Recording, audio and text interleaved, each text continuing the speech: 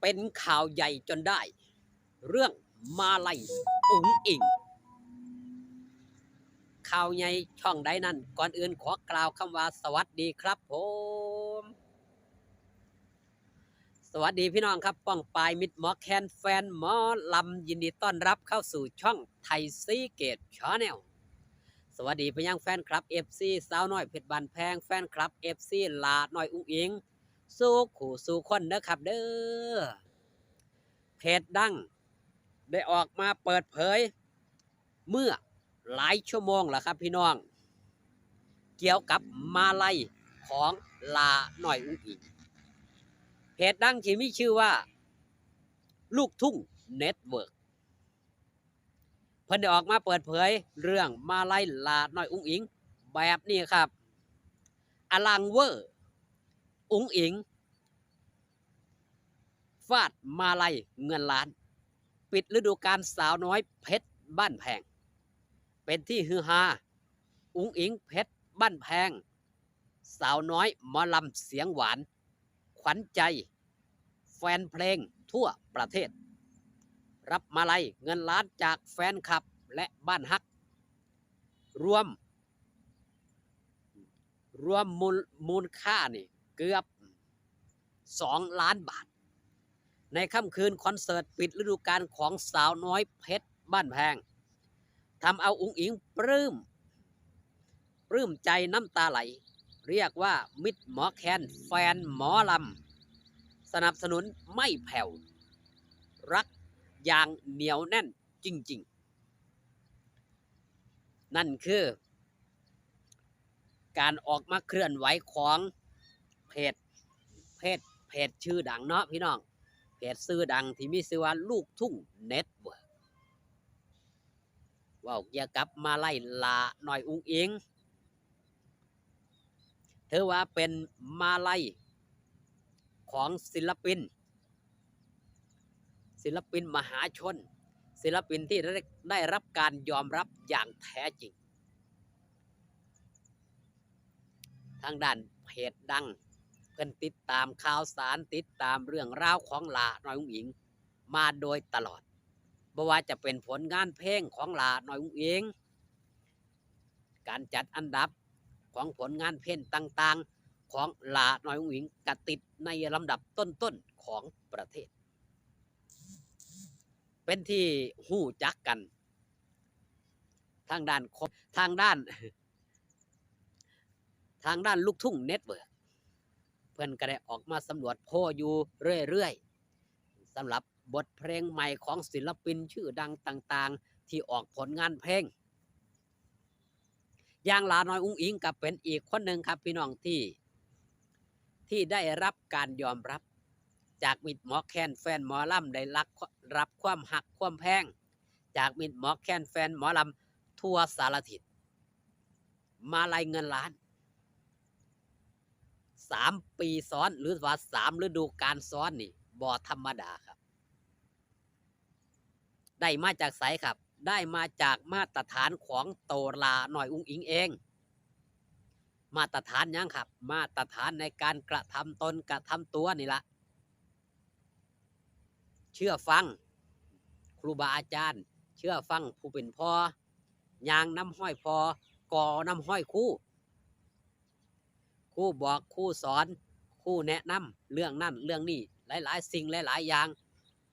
ลาน้อยอุ้งอิงบ่เคยขัดขืนเฮ็ดงานได้ทุกมือเฮ็ดงานได้ทุกเว้นเพื่อหยังครับเพื่อแฟนคลับ FC นั่นเองเพื่อแฟนคลับ FC ที่ลาน้อยอุ้งอิงหักที่ค่อยซัพพอร์ตลาน้อยอุ้งอิงโดยไม่มีเงื่อนไขลาน้อยอุ้งอิงจังว่าออกมาหัวใจดวงน้อยๆเนี่ยมอบให้แฟนคลับ FC ทุกๆคนที่ส่งพลังหักมาให้ลาน้อยอุ้งอิงถ้าบ่มีพ่อแม่แฟนคลับ FC มาซัพพอร์ตลาตั้งแต่มือแรกจนถึงมือนี้ลากะสิบ่มีมือนี้ลาฮักพ่อแม่เด้อจ้านั่นคือคำเว้าคำจาของลาน้อยอุ้งอิงที่จับเอาเนื้อในใจความออกมาถอดให้มิตรหมอแคนแฟนหมอลำได้ยินได้ฟังครับพี่น้อง ทางด้านเพจดังอย่างลูกทุ่งเน็ตเวิร์กเพิ่นก็ได้ติดตามตั้งแต่ลาน้อยอุ๋งอิงออกซิงเกิลแรกอย่างหอบฝันมาหลังหาดจนถึงยังครับสาวซ้ำหน่อยค่อยหักและล่าสุดนั่นก็คือเพลงประกอบภาพยนตร์ข่ายอ้อยังเหลืออีกผลงานเพลงหนึ่งที่เฮายังได้ยินเฮายังได้ฟังรอฟังครั้งเดียวพร้อมๆกันครับ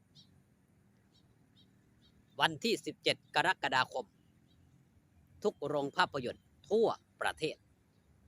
รวมไปถึงสปป.ลาวน้ำที่ทางภาพยนตร์หนังค่ายอ้อสิเข้าฉายพร้อมๆกันทุกโรงภาพยนตร์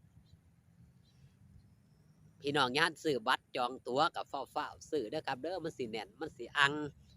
คือกับมือปิดฤดูกาลนั่นแหละครับผู้ใดเข้าซ่ากระจมเป็นธรรมดาสำหรับผู้ใดเข้าออนไลน์เนาะ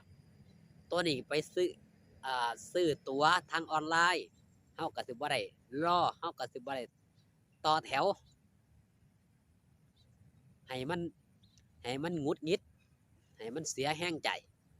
ไปปุ๊บสแกนเข้าโลดจังสี่นะครับนั่นคือความสะดวกสบายณยุคปัจจุบัน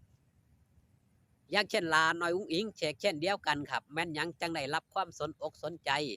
จากเพจดังต่างๆก็เพราะลาน้อยอุ๋งอิงเป็นคนที่มีชื่อเสียงเป็นคนที่บ่หนีออกจากสื่อนี่แหละครับสื่อช่องต่างๆประโคมข่าวอยู่ทุกวันลาน้อยอุ๋งอิงบ่เคยหลุดไปจากสื่อบ่ว่าจะเป็นช่องแอปดำแอปฟ้าแอปแดงเว้าฮอดจอดถึงชื่อเสียงของลาน้อยอุ๋งอิงไม่มีด่างพร้อยถือว่าเป็นศิลปินตัวอย่างเป็นศิลปินต้นแบบให้กับศิลปินรุ่นหลังๆที่อยากจะเข้ามาสร้างฝันของเจ้าของอยู่ในแวดวงการของหมอลำให้นำเอาลาน้อยอุ๋งอิงเป็นแบบเป็นตัวอย่างแล้วก็เลี้ยนน้ำพอกอน้ำคู่สักวันมันจะเป็นวันของเรานั่นคือคำเว้าคำจาของลาน้อยอุ๋งอิงเป็นคำคมประจำโตก็ว่าได้เพราะว่าลาน้อยอุ๋งอิงมีความฮักมีความแพงให้กับสู่คนเนาะครับเนาะขอบคุณพี่น้องครับป้องปลายมิตรหมอแคนแฟนหมอลำที่ได้มาเบิงที่ได้มาแย่งช่องไทยซีเกตชาแนลอยู่ดีมีแห้งสู่คนครับพ่อกันคลิปหน้าสบายดีครับผม